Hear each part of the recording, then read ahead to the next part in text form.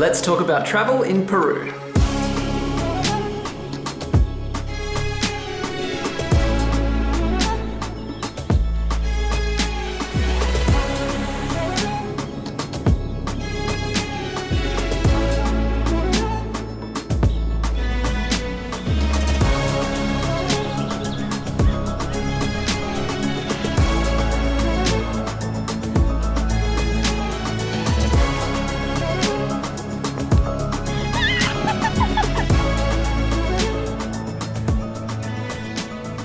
Welcome to the ultimate Peru travel guide. If you're traveling to South America, there's almost no doubt that you'll be coming to Peru. There are countless adventures you can do in Peru, including hiking to a very blue glacier lake, exploring one of the 7 wonders of the world, or catching one of the fanciest trains on the entire continent. In this video, we're going to break down the exact itinerary that we did on our 100 Australian dollars per day budget, which happened to allow us to travel all the way from north to south, seeing all the best stuff. We'll also take you through 11 countrywide tips that you should definitely know before you book your flights to Peru. And of course, like our Colombia and Ecuador travel guide, we have spent our entire time here collecting every good location we could and putting them into a downloadable Google map. Free downloadable Peru travel guide PDF, which will be in the description below. All right, let's break down our full Peru itinerary. In this section, we're going to break down every place we went in Peru, including how we got there, where we stayed, how much it costs to travel that destination, and the best things to do and see.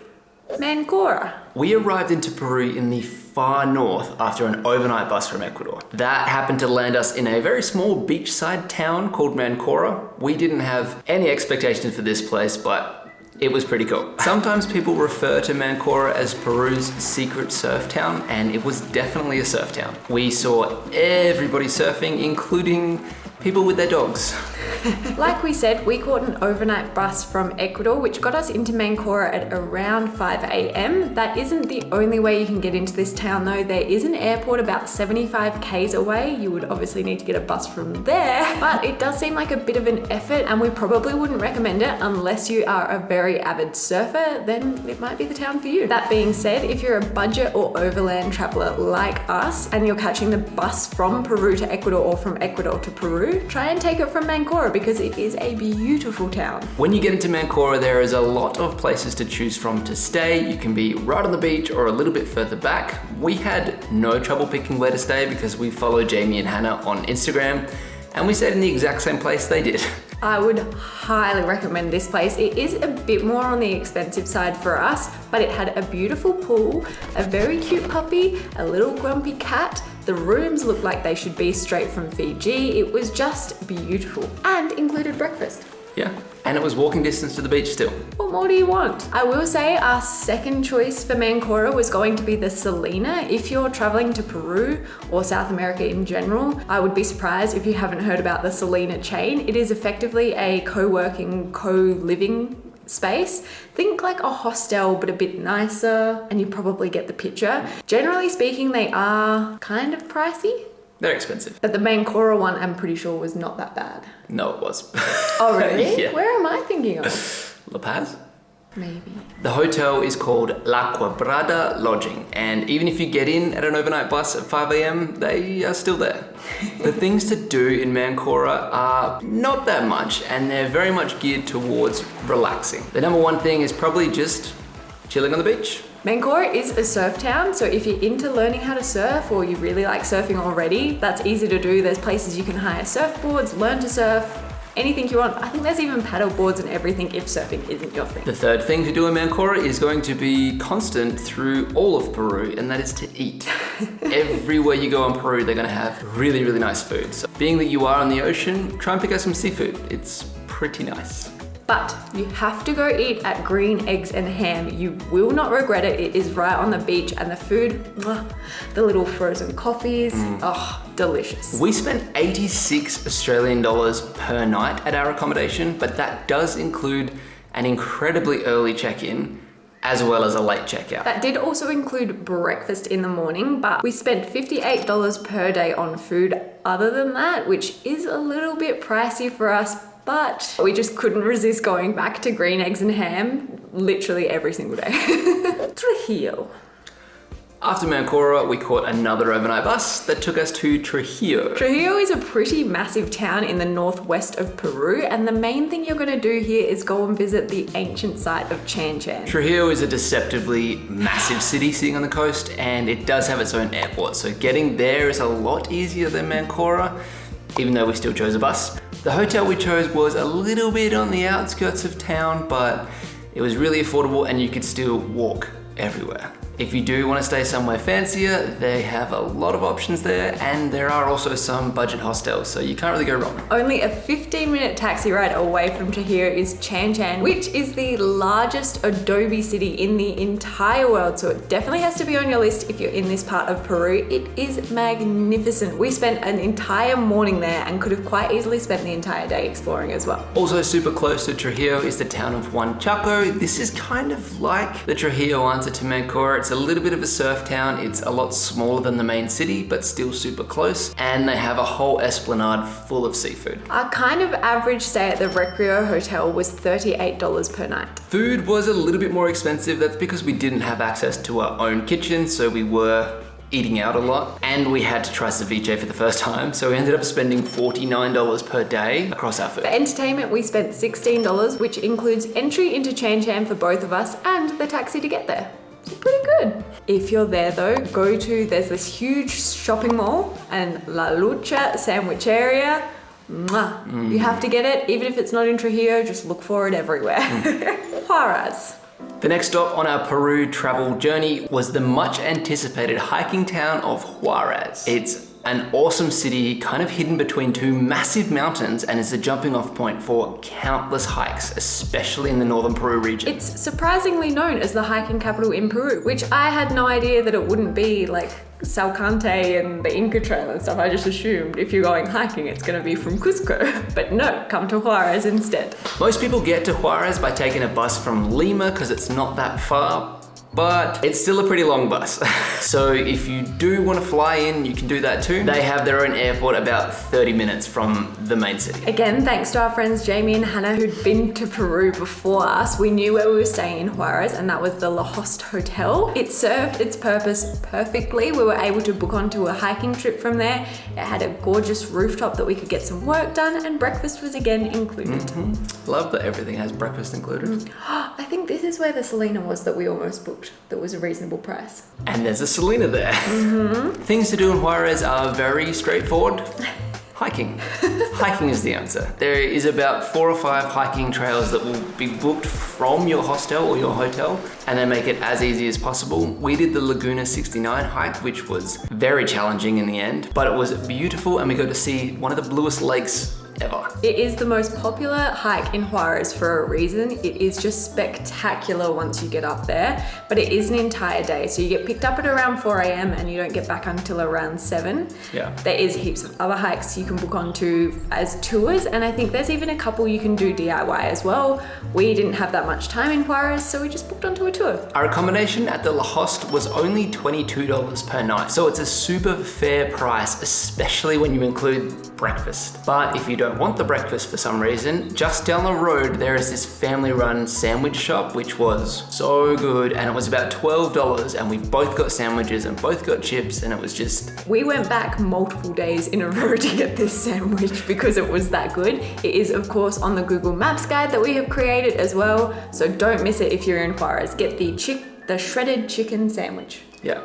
The amount you save going to this place rather than going to the main places is gonna mean you're in profit if you get the maps. That's girl math for sure. Trust me, it'll taste better and you'll save a lot of money.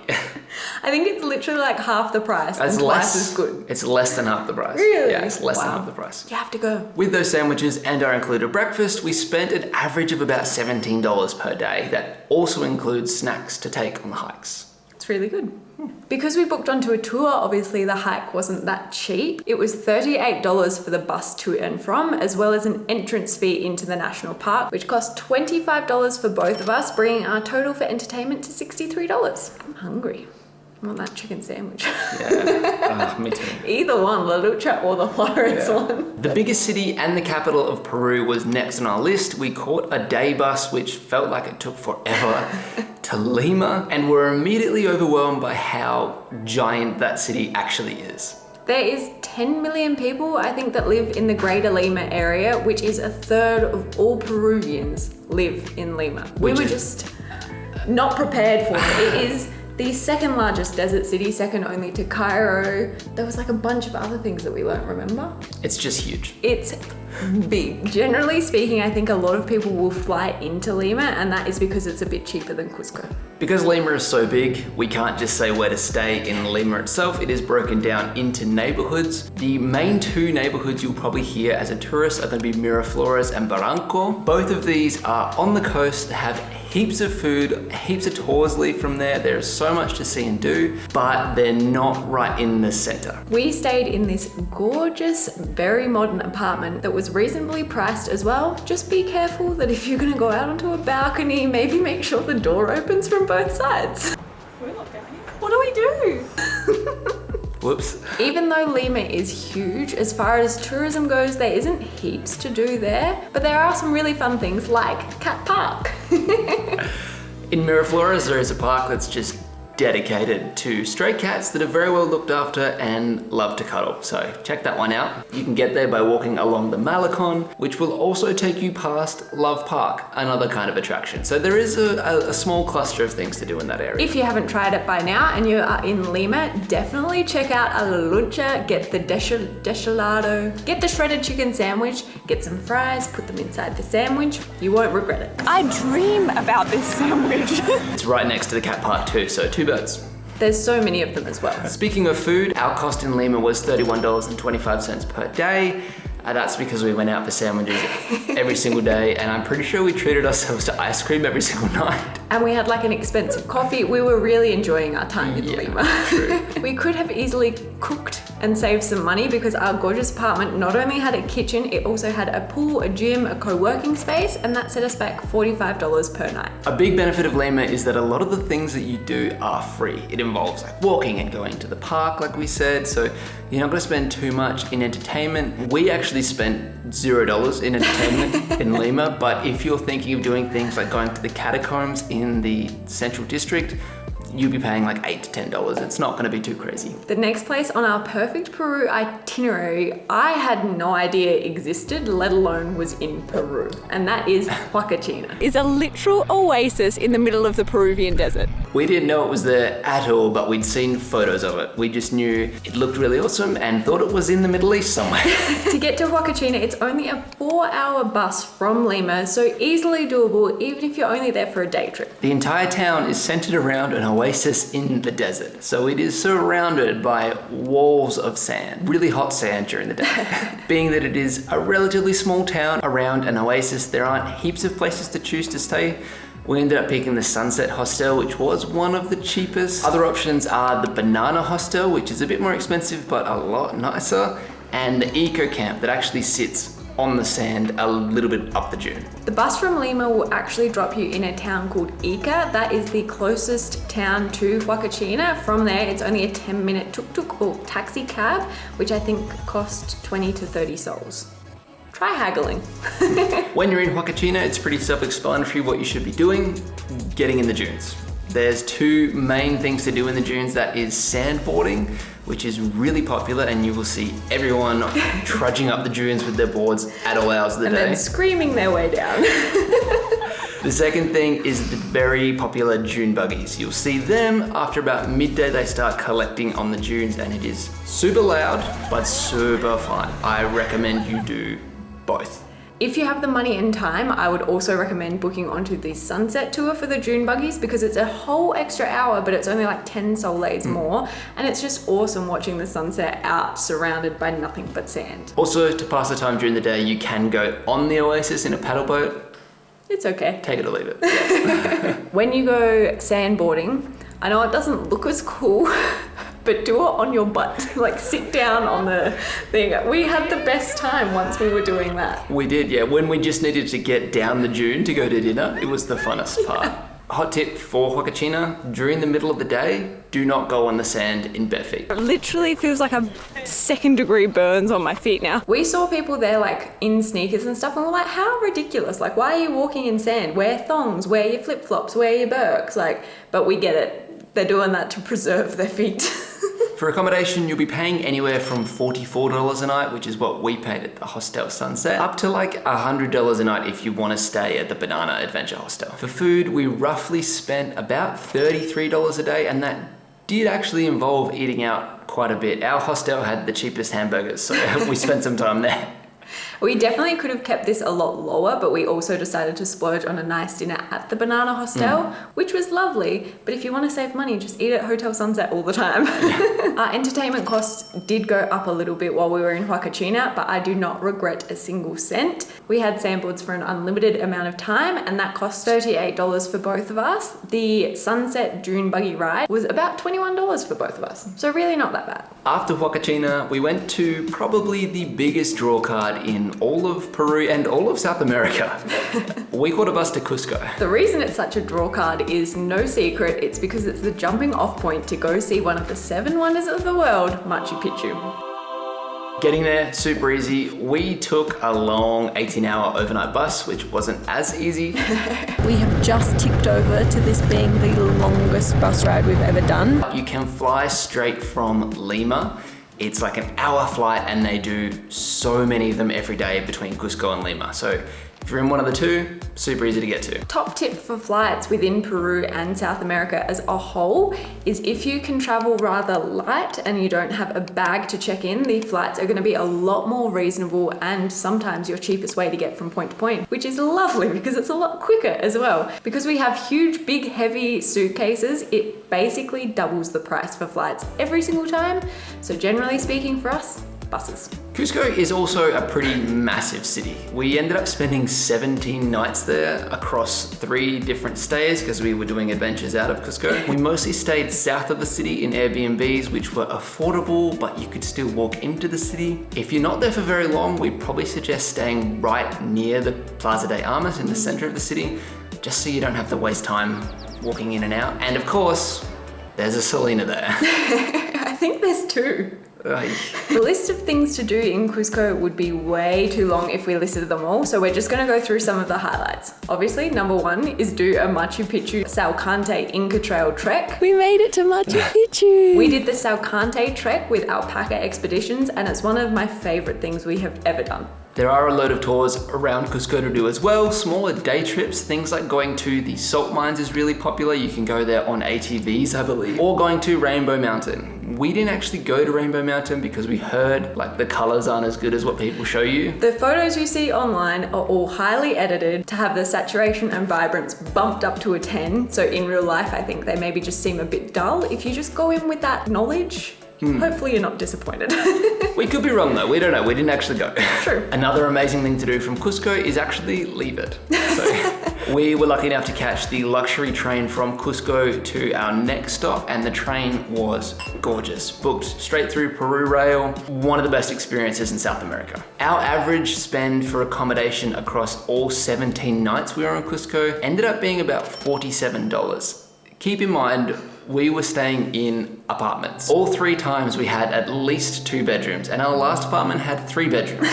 Totally excessive, but amazing. All of those apartments will be linked in those Google Maps as well, so you can stay exactly where we stayed. There is no shortage of amazing food in Peru as a whole, but in Cusco specifically. In the maps, I think it's like one of the most dense areas if you zoom in for food. Places like Jack's Cafe for amazing pancakes, Greenpoint for just delicious vegan food, Pisco Sours, like anything you want, you can find it in Cusco, from like cheap street eats all the way up to like a Michelin star restaurant. We didn't put any bad places in the maps.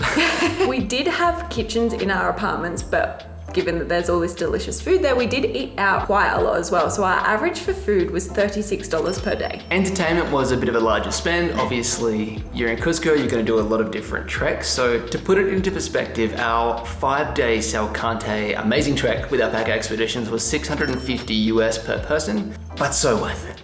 so worth it. It was just the best, like the best of the best. All of your food is obviously included in that. Ice cream, as well as porters and all of that stuff that you need, transport to your accommodation. If you're not sure whether or not you want to book onto a tour, we couldn't recommend Alpaca enough. They plan the trip so like you avoid a lot of people a lot of the time. Even at Machu Picchu, we have photos and it looks like we're there by ourselves. I had someone message, I don't know if I told you this, on Instagram. And they were like, where is everyone? Like, that's how good it is.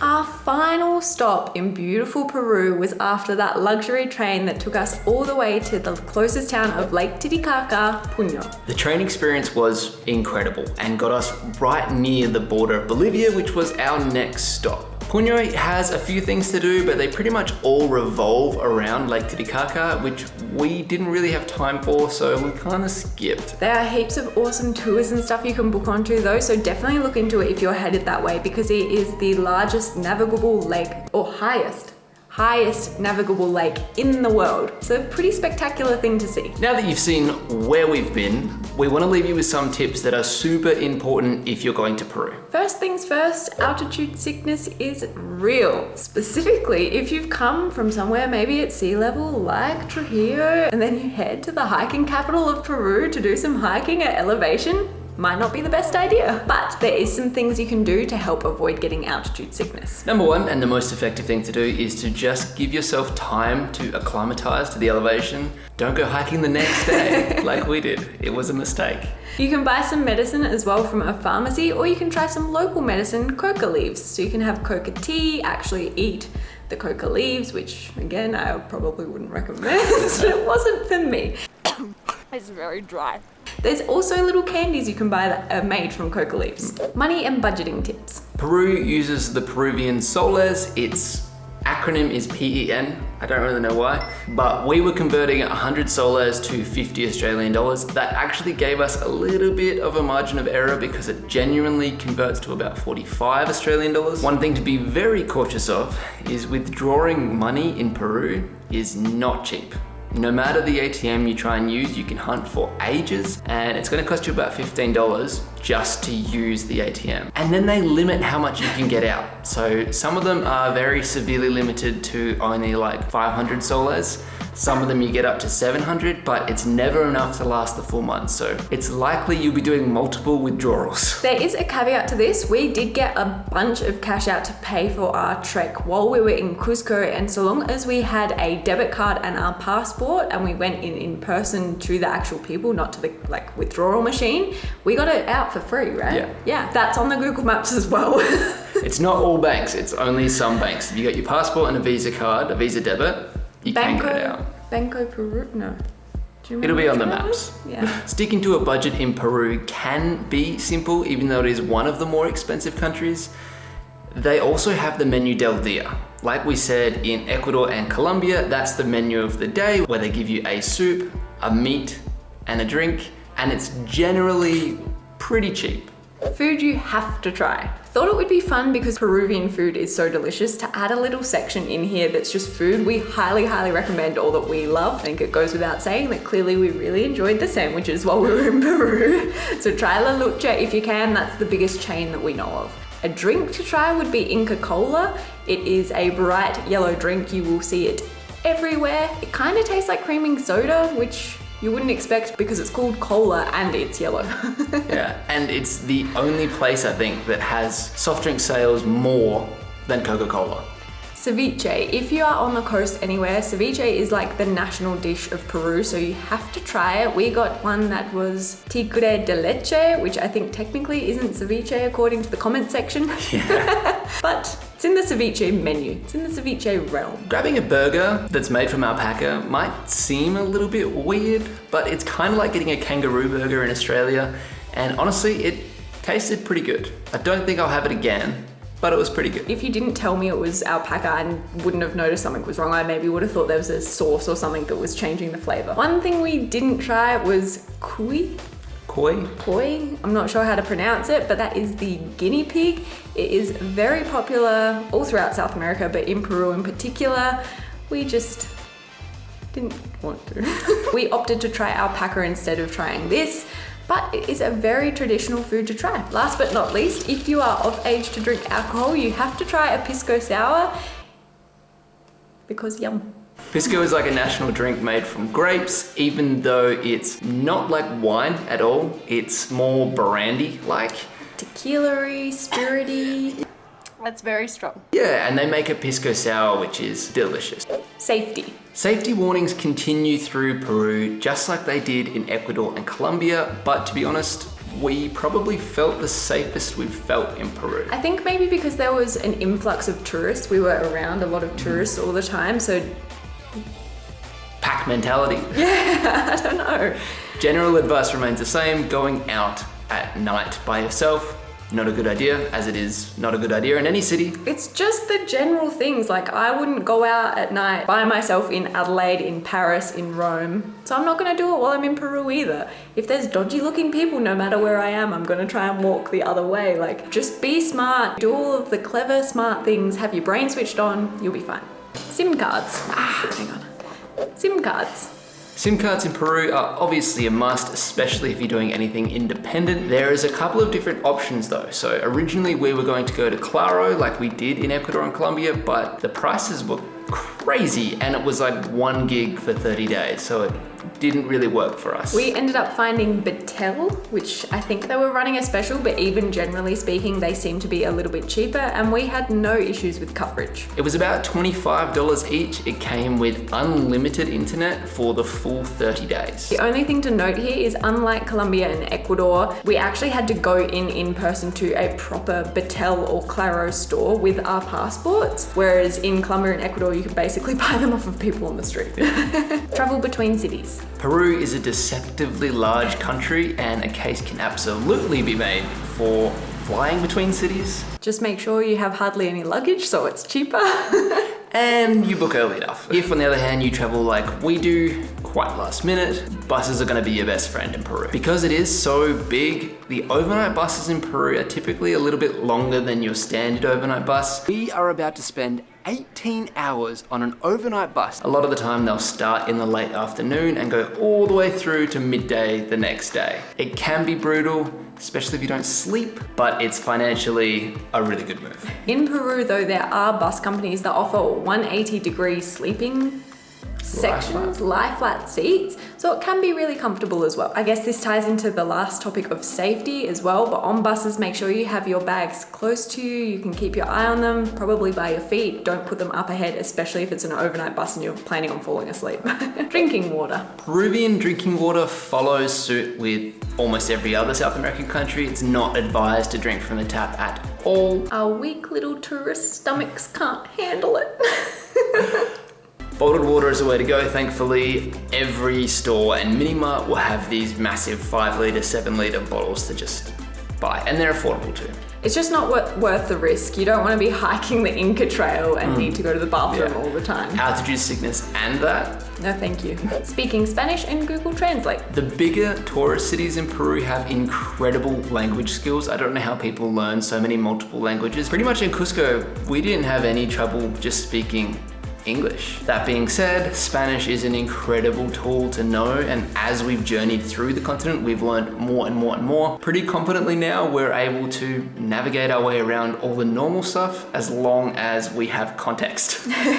Being able to speak the local language will always enhance your travels, but I don't think not speaking the language is a reason not to visit somewhere. There are ways around it, like Google Translate. You can download Spanish and translate everything offline. So you don't even need data to do it. So yes, it would be great to know, but no, you don't need it. Ubers and taxis. Getting around Peru and the bigger cities especially is really easy. It feels like everyone kind of runs their own Uber service. Like, you'll walk down any road and you'll constantly get honked. And it's people that are trying to get you to just like, oh, I'll give you a lift to the end of the road, pay a little bit of money, yeah, and it works. That being said, we didn't opt for any of these sort of like homegrown taxis. We went Ubers or metered taxis where we could. Or tuk-tuks. Uber obviously has a lot less anxiety involved. You know exactly where you're going, and the price is fair. I wouldn't say that it's considerably cheaper than a taxi, but it's a little bit cheaper, and you know exactly where you're going. Generally speaking, it might even be a little bit more expensive, but you're paying for the convenience of not needing to speak the language or know the area. You just put in your little maps where you need to go and the person will take you there. Visas and entry requirements. As an Australian or an American or someone from the UK, you don't really need to worry about anything to get into Peru. If you're from the UK or Australia, it's a 90-day visa-free window. You just show up and get a stamp. If you're from America, for some reason you get 180 days. Like, good on you. That's nice. Why not? You could easily spend 180 days in Peru. You could. Make sure you check this when you're booking your trip though, because visa requirements change all of the time. As we found out recently. We won't go into that though, we'll be here forever. We didn't get asked for onward travel, although I think it is noted on quite a few websites that you will require it. Whether or not that's because we came overland, I'm not sure. We also travel with a drone and we had no issues bringing that in. We do, however, have the 249 gram one, so I think we're just under the requirement for needing to register and all of that. Yeah, anything over that, I believe you're required to register. Again, those laws change all the time. Apparently our Ecuador video is outdated already. Really? Because they changed the laws. Crazy. Booking in advance. Our last tip for your travel to Peru is to book in advance. Now, we don't normally travel like this. We're incredibly last minute travelers, but when you're doing something like the Inca Trail or just Machu Picchu in general, you need to book in advance. When we're talking specifically about Machu Picchu, the government entry tickets required sell out sometimes 6 months in advance, which is a crazy amount of time. But the trek to get there by individual companies might still be available the day before. So you can really think you're going on a Machu Picchu trek that includes a ticket, but a lot of the time they're two separate things. But if you want to be safe, try and book as early as possible. Plus, if you are booking as early as possible, that means you can take advantage of flights and get to each city without having to lug your stuff on overnight buses and be super uncomfortable. Must be nice. Yeah, Peru's probably, out of every country we've been to South America, booking in advance, you're gonna get the most benefit in Peru. 100%. Little bonus tip about toilet paper. Don't flush it down the toilet. There will normally be a little trash can right next to the toilet. That's where your toilet paper goes, just because their plumbing can't allow for it. Unless you're staying in like a 5-star hotel, then maybe you're okay. But if there's a bin, that's what it's for. Also, if you are doing all of the overnight buses, just keep some in your handbag, because not all toilets have toilet paper. Those were our top 11 and a little bit tips for traveling Peru, as well as our full Peru travel itinerary. I really hope you got something out of this, maybe learned something, or at the very least got you hyped up for your trip in Peru. You'll have the best time. It is an awesome country filled with really kind people, delicious food. You can spend all of your money if you want to, or you can be a bit more budget friendly. There's something for everyone. Again, we spent a lot of time creating our Google Maps guides. So if that is something you're interested in, it's in the description below. And it literally has everything. You can zoom in, click on the hotel we stayed at, click the link to book it straight from there. It's just a one-stop shop for Peru. It's the kind of thing I would have loved before we got to Peru, and it's linked in the description. If there's something that we missed about Peru or recommendations you have, leave them in the comments below, because we would love to come back to this country, or it will really help out other people that are planning their trip to not miss a spot that we did miss. Make me regret it. Tell me how good that place is that we didn't make it to. I need an excuse to come back. Enjoy your time in Peru. Are you working? Tell me. Poo. It says montage of epicness. I'm sure we have the content for that. Let's talk about travel in Peru. I was looking at myself. Weird. Alrighty. Okay, folks.